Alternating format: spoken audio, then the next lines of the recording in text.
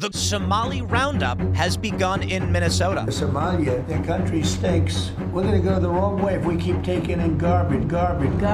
Trump called the Somali people garbage? Call me old-fashioned, but what happened to subtle racism, you know?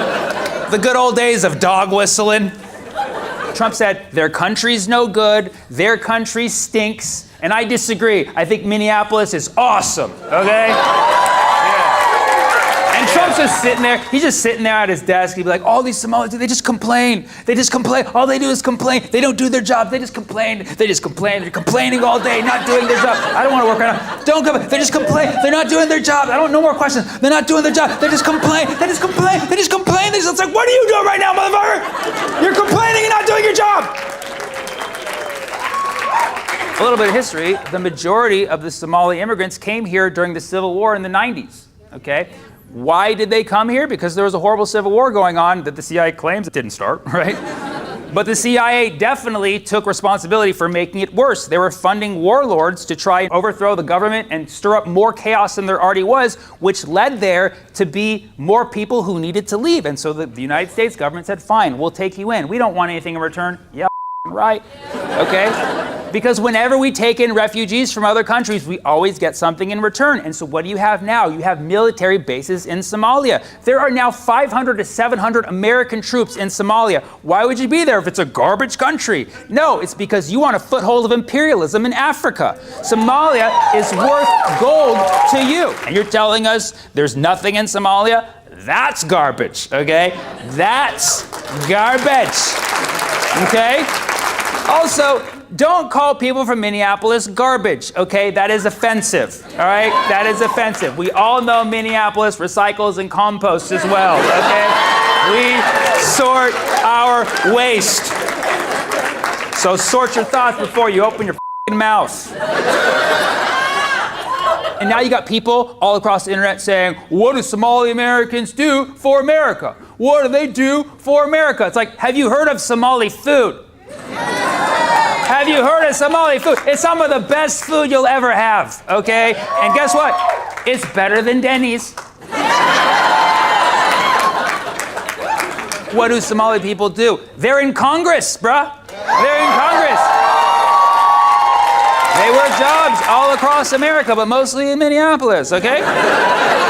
And then people saying, what do the Somali people do? What do the Somali people do? How about an entire people moving from a country with average temperature 90 to a city with average temperature negative 1,000? That is the highest accomplishment of human adaptation we've ever seen. Literally, these people moved from somewhere hot to one of the coldest places imaginable. Somalis, say what you will, they have thick skin, okay? They have thick skin. So bring it, okay? Because guess what? They're already prepared for ice. What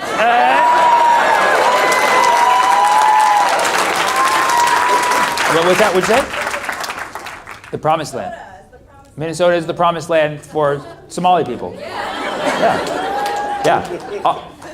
Listen, I don't know why. I don't know why you chose this land. Like, it's a very weird choice, you know what I mean? Like, of all the racism towards Somali people, the one thing that should be saying is like, what motherfuckers choose Minnesota? You know what I mean? Like, are they mentally okay? It was promised to them. Did they say that?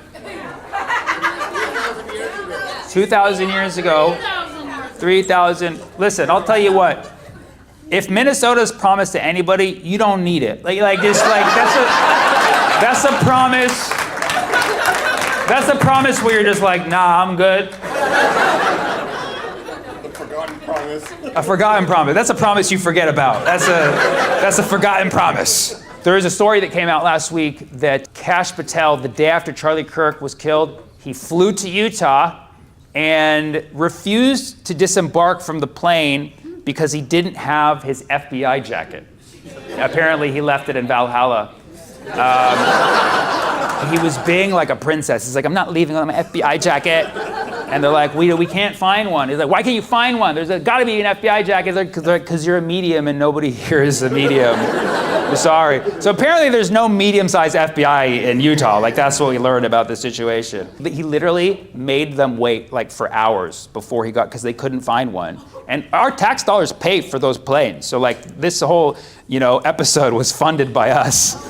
And there's like, come on, Kash, we need you outside. He's not like, no, Kash me inside, And he's just standing there.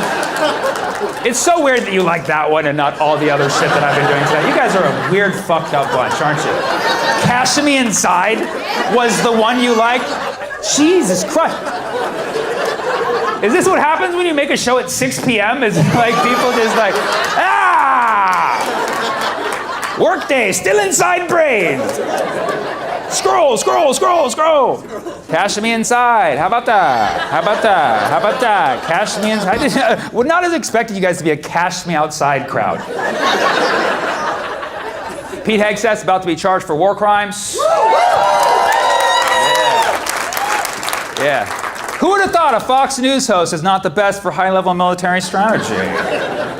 Pete Hegseth, who looks and sounds like the lead of a Christian death metal band, has been bombing boats in Venezuela. What have you been doing with your holidays? And he's been using what's called the double tap strategy, which is not when you go like this on IG and accidentally like a photo.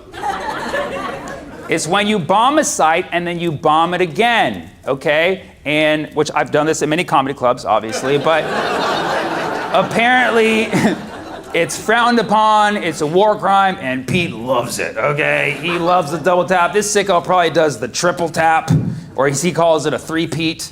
Okay, I only know this because I'm on his group chat. That's the only reason I know this. He added me in February. I'm not sure if he still is aware that I'm on, but they claim there's drugs on these boats, okay? But even if it's something that looks like drugs, you can't be sure until you test it on your gums, right? We all know the gum rule, okay? It's... okay?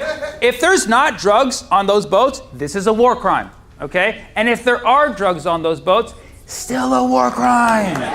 Still a war crime. Drug dealers actually have rights too. Shout out to mine. His name is Dave.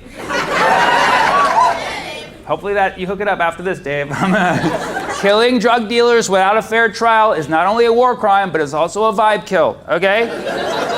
Okay. And when confronted about this, Hegseth was like, what do you want me to do, man? It's the fog of war. It's the fog of war, man. Things got foggy, It's like, bro, you're just pressing buttons. Like, is it really? You're not the head of military just so you can blame brain fog. You know what I mean? Is that war crimes is just when war gets a little foggy? Is that what it is? How are we equating crimes against humanity with condensation? No, we the people do not want fog of war, okay? We want morning dew process, all right?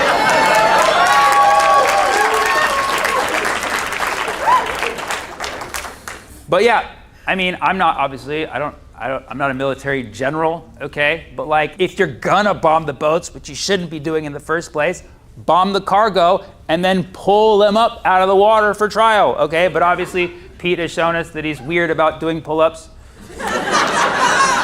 This is not the first time Pete has broken rules of engagement. He has a history of breaking the rules of engagement and a history of dishonesty, which is really disappointing for a Fox News alum. It's just sad. It's just sad. You'd think he'd be better with boats because he was an anchor. Pete